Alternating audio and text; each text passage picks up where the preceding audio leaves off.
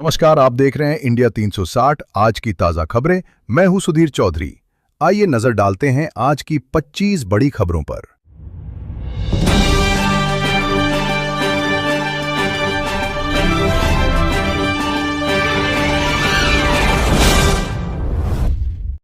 प्रधानमंत्री नरेंद्र मोदी सेशेल्स दौरे पर। प्रधानमंत्री नरेंद्र मोदी सेशेल्स के 50वें राष्ट्रीय दिवस समारोह में मुख्य अतिथि के रूप में शामिल होने पहुंचे।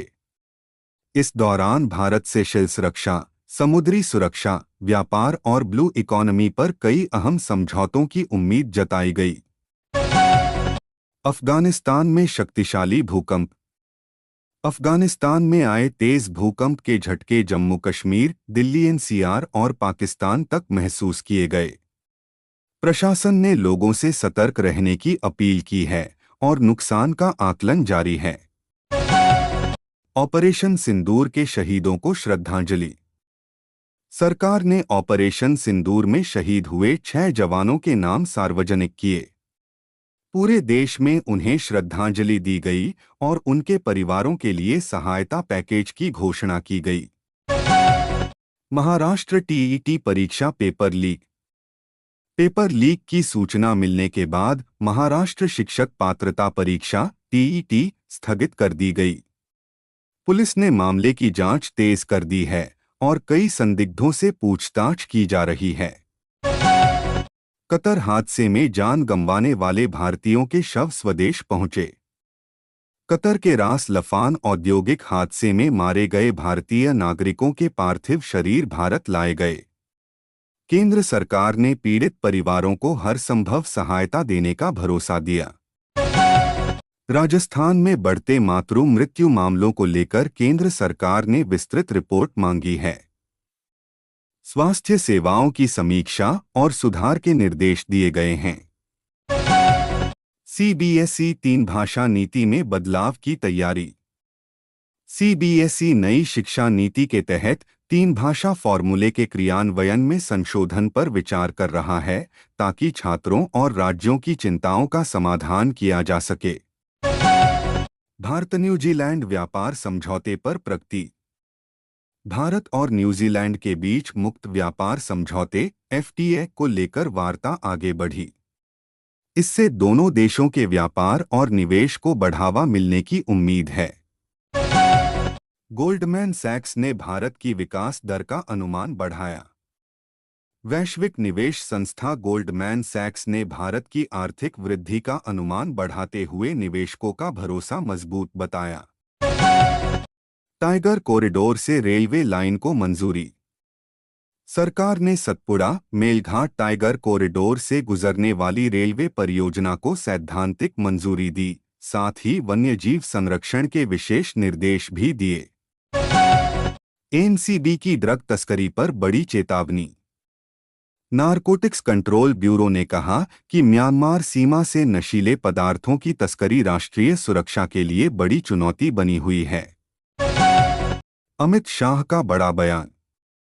गृह मंत्री अमित शाह ने कहा कि सरकार नए कानूनों के जरिए ड्रग नेटवर्क और संगठित अपराध पर सख्ती से कार्रवाई करेगी। आईआईटी बॉम्बे का विदेशी कैंपस। आईआईटी बॉम्बे ने अमेरिका में अपना पहला विदेशी कैंपस शुरू करने की घोषणा की, जिससे भारतीय उच्च शिक्षा को वैश्विक पहचान मिलेगी। सुप्रीम कोर्ट की ट्रॉमा केयर पर सख्त टिप्पणी।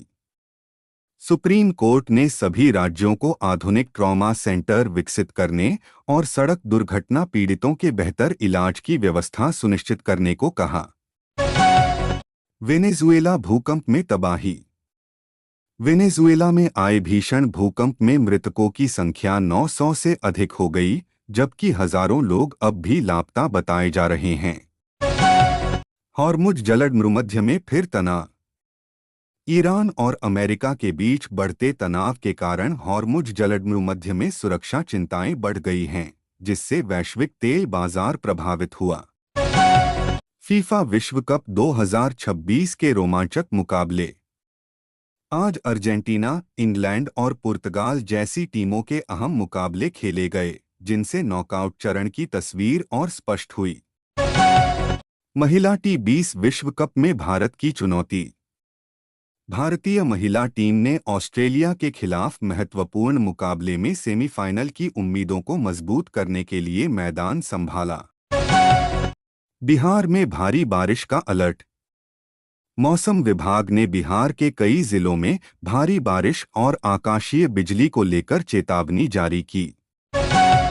सोने चांदी की कीमतों में उछाल। अंतर्राष्ट्रीय बाजार में तेजी के बाद भारत में सोने और चांदी की कीमतों में बढ़ोतरी दर्ज की गई। बैंक अवकाश को लेकर नई जानकारी।